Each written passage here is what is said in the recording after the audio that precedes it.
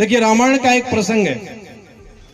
विभीषण जी इतना नाम जप किए, इतना नाम जप किए कि उनके घर की दीवालों के ऊपर राम नाम अंकित हो गया। सुंदरकांड में वर्णन आता है कि जब हनुमान जी लंका में पधारे तो उन्होंने क्या देखा? राम नाम अंकित गृह शोभा वर्ण न जाए। राम नाम अंकित था। इस अंकित का अर्थ क्या है? अंकित का मतलब ये नहीं कि विभीषण जी ने कोई पेंटर बुलाया और दीवालों पर राम राम लिखवा दिया। जब हनुमान जी विभीषण के पास पहुंचे हैं और विभीषण जी से परिचय हो गया, मित्रता हो गई, एक दूसरे से थोड़ा घुल मिल गए, तो विभीषण ने हनुमान जी से एक बात पूछी। हनुमान एक बात बताओ,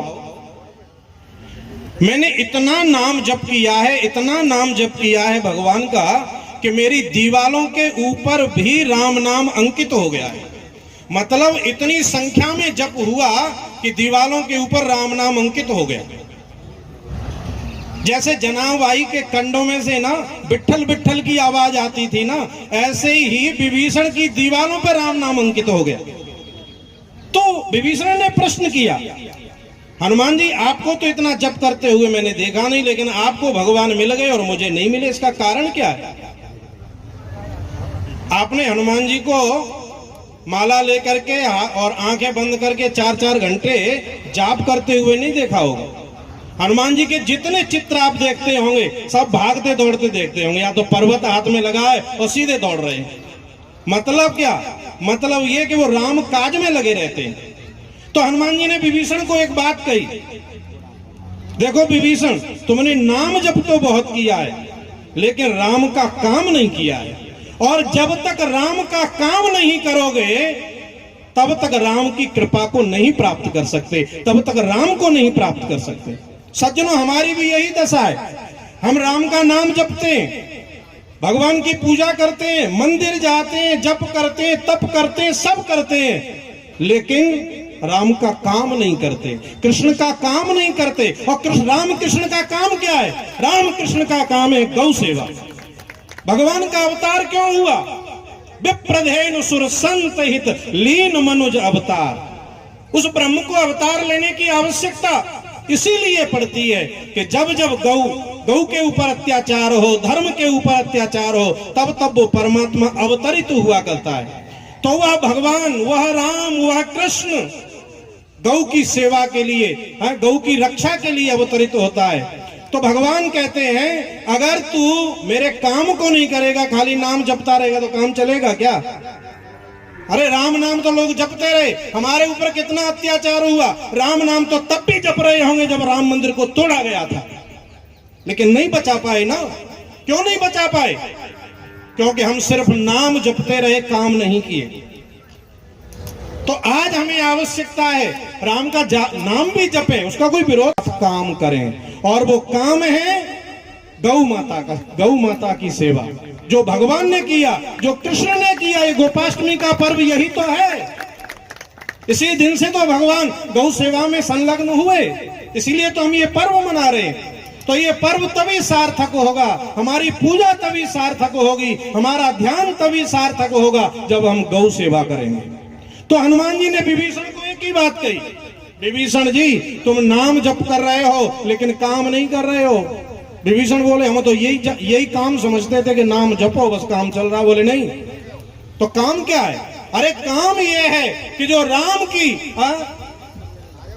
सीता जी, जो जगत जननी माँ जगदम्बिका माँ भवानी सीता के रूप में श्रीलंका में बैठी हुई है, तुम्हें उसके साथ खड़ा होना चाहिए, तुम्हें धर्म के साथ खड़ा होना चाहिए, धर्म के लिए आवाज उठानी चाहिए और उस अधर्मी रावण का विरोध करना चाहिए। यही राम का काम है। तो सज्जनों, आज हमारा काम यही है कि हम गौ माता की सेवा में संलग्न हो। और अच्छा, विभीषण ने फिर किया कि नहीं किया? विभीषण ने वही किया। हनुमान जी की बात तुरंत सुनी, अच्छा ये है राम का काम, तुरंत जाता हूं। और रावण के पास सीधा गया, समझाने लगा, भैया एक काम करो, सीता को लौटा दो। बोले क्यों? सीता सीत निशासम आई, ये सीता तुम्हारा नाश करा देगी, लौटा। अच्छा, फिर जब रावण को समझाया अच्छा, कई लोगों को ये बड़ी दिक्कत होती है, अब तू समझाएगा हमें, है? रावण का मतलब क्या? 10 सिर हैं उसके। 10 सिर का मतलब एक साधारण व्यक्ति की जो बुद्धि होती है उससे 10 गुना बौद्धिक स्तर जिसका हो, वो रावण। तो जब विभीषण ने समझाया तो क्या किया? विभीषण की पूजा थोड़ी करी, एक लात मारी, चल भाग। और जैसे ही लात खाई तो क्या हुआ? वो सीधा राम जी के पास गया। बोलो, राम मिल गए कि नहीं?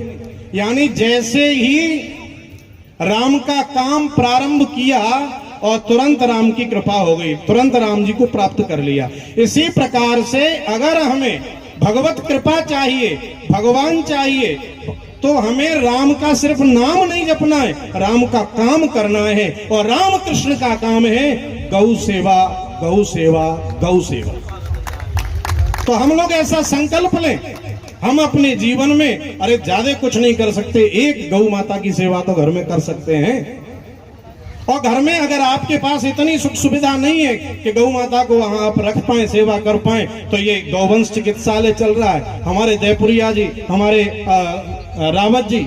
देखो, एक और बात है, दोनों के नाम एक और दोनों का काम भी एक, और इनकी पूरी टीम, एक बार जोरदार तालियों से हाँ, इनका बहुत बहुत अभिनंदन। हम लोगों को गर्व होता है कि हमारे बीच में एक ऐसा गौपुत्र है, जो दोनों लोग, नाम भी एक, काम भी एक, शरीर जरूर दो है, लेकिन दोनों के जीवन का संकल्प एक है, और वो है गौ माता की रक्षा, गौ माता की सेवा। भगवान ऐसी श्रद्धा गौ माता के प्रति इनके अंदर बनाए रखे, और इन्होंने हमारे इतने नौजवानों को प्रेरित कर दिया है कि वो हमेशा गौ माता की सेवा में संलग्न रहते हैं। तो मेरा निवेदन आप सबसे यही है कि हम सनातनी हैं, और देखिए संख्या कोई कम नहीं है, हम लोग 80 करोड़ से ऊपर बैठेंगे, और 80 करोड़ लोगों की आस्था है गौ माता में।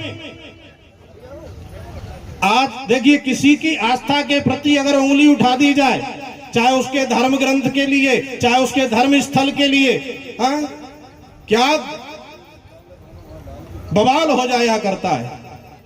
आज तक हमारी गौ माता के ऊपर अत्याचार होता रहा, मतलब 80 करोड़ लोगों की आस्था के ऊपर, लेकिन 80 करोड़ लोग नाम जपते रहे, ये काम करने के लिए कभी आवाज नहीं उठाए। वो तो सौभाग्य है हमारा कि अब कुछ ऐसी सरकार आई है जिसने कम से कम गौ माता के लिए सोचना शुरू किया। तो अगर हम 80 करोड़ लोगों की आस्था जुड़ जाए और हम इसी प्रकार से सेवा में संलग्न हो जाएं, तो क्या आपको लगता है कि इस देश में गौहत्या होगी? बोलिए, कभी नहीं हो सकती। अगर नहीं हो पा रही है तो इसका मतलब है हमारी आस्था तो है, लेकिन बात वही है, हम सिर्फ बैठ करके जाप कर रहे हैं, काम नहीं कर रहे हैं।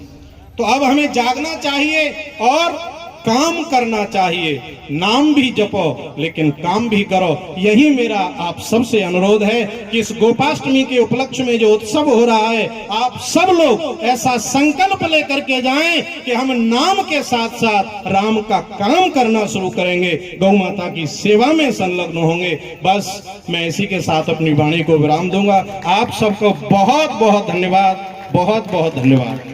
गौ माता की, भारत माता की, गौ माता, गौ माता, गौ माता,